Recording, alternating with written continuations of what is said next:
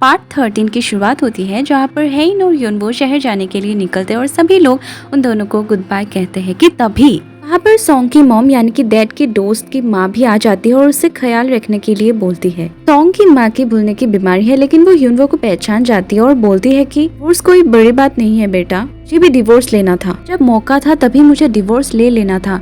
Divorce की बात सुनकर हेइन और बाकी सभी लोग का मुख खुला ही खुला रह जाता है। यूनवो का तो चेहरा ही उतर गया था। बड़ी दीदी इशारा करती है सॉन्ग की मॉम को ले जाने के लिए। मिस्टर बैग सॉन्ग को अपने माँ को ले जाने के लिए बोलता है, तभी सॉन्ग की मॉम की याददाश्त चली जाती है और मिस्टर बैग को अपना पति समझ बैठता है। सॉन्ग की माँ की कंडीशन देखकर हेइन को विश्वास हो जाती है कि वो डिवोर्स के बारे में झूठ बोल रहे थे, यानी कि उसकी दिमागी हालत ठीक नहीं है। यूनवो की मॉम हेइन को थोड़ा नाशपाती देते हैं और ख्याल रखने के लिए कहती है। हेइन इतना प्यार देखकर बहुत खुश हो जाती है और दोनों शहर की तरफ निकल पड़ते हैं, लेकिन दोनों के बीच फासला और बढ़ जाता है। दोनों आंख मिला भी नहीं पाते। उन दोनों के जाने के बाद बाप, बेटा और बेटी डिस्कस करते हैं क्या हेइन को समझ में आ गया था डिवोर्स के बारे में। वो लोग ये भी सोचते हैं कि सॉन्ग की मॉम की कंडीशन देखकर तो वो नहीं सोचेगी कि वो सच बोल रही थी।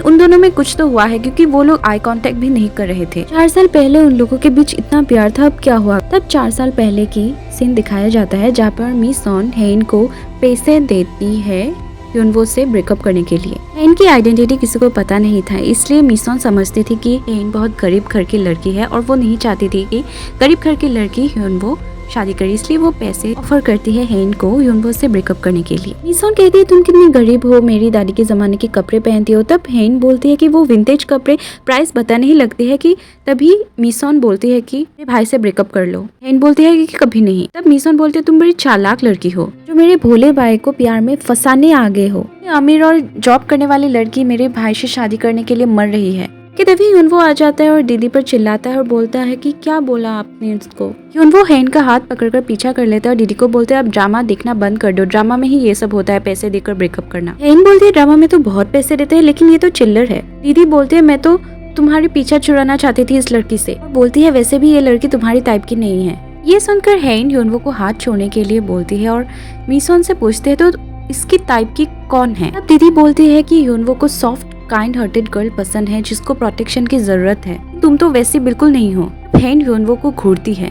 यूनवो बोलता है मुझे हाई स्कूल में वैसी लड़की पसंद थी, लेकिन अब मुझे जो पसंद है वो तुम ही हो हेइन, दूसरों की बकवास मत सुनो। उसके बाद यूनवो हेइन का हाथ पकड़कर उसे ले जाता है। हेइन तो पैसे लेकर चली जाती है। पर कमिंग बैक टू प्रेजेंट सभी लोग सोचते हैं उन लोग के बीच में इतना प्यार था, अभी उन लोग की रिलेशनशिप में क्या हो गया। दूसरी तरफ हम हेइन और यूनवो को देखते हैं। दोनों से मुंह फेरकर कार में घर की तरफ जा रहे होते हैं। घर पहुंचते पहुंचते बारिश हो जाती है।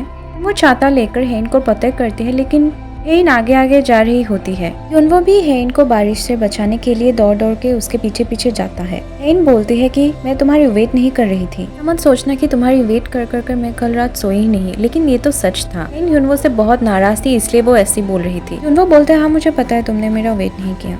हेइन फिर से बोलते है कि वो मेरा बेड भी नहीं था और रात कुत्ते भी भौंक रहे थे, इसलिए मैं सो नहीं पाई।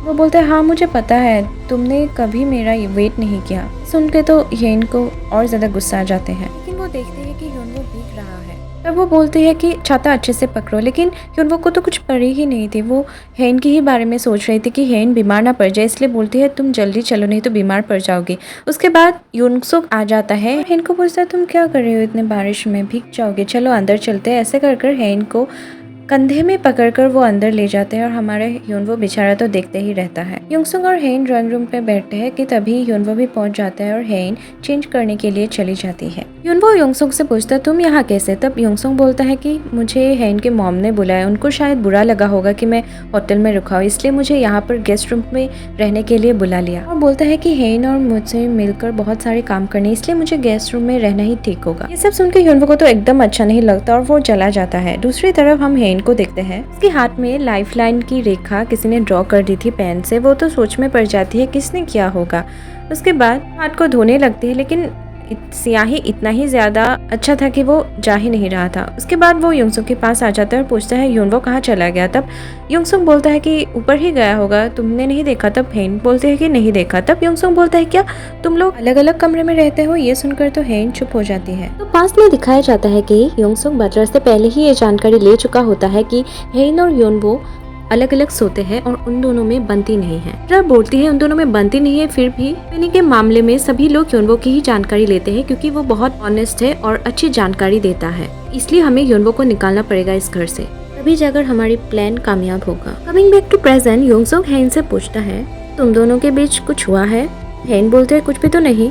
योंगसुक बोलता है दरअसल अपनी वाइफ की मेल फ्रेंड अगर घर में रहने आए तो हस्बैंड को प्रॉब्लम होता है, लेकिन मैंने जब योनवो से पूछा उसे कोई प्रॉब्लम नहीं था, उसे तो फर्क ही नहीं पड़ा। ये सुन के तो हेन को बहुत बुरा लगता है, लेकिन हम दूसरी तरफ देखते हैं योनवो को तो बहुत प्रॉब्लम हो रहा था। वो सोचता है कि सासू माँ ने इसको गेस्ट हाउस में रखने के लिए क्यों बुलाया। योनवो तो ये बारे में सोचने लगता है कि योंगसुक जब बोला था कि कॉलेज में हेन और मेरा रिलेशनशिप बहुत अच्छा था, यही सब सोचता है योनवो कि उन दोनों के बीच में क्या रिलेशन था और वो बहुत जेलस होता है। और उसके बाद हम देखते हैं सूचोल, मॉम, योंगसुक और हेन डिनर करने के लिए आते हैं और यहाँ हमें पता चलता है कि सभी के रूम बेसमेंट से जुड़ा हुआ है। सभी के अलग अलग बिल्डिंग है लेकिन सभी बिल्डिंग इस बेसमेंट से जुड़ा हुआ है। उसके बाद हेन बोलते हैं मुझे भूख नहीं है, मैं जा रही हूँ। तब मॉम बोलती है क्यों?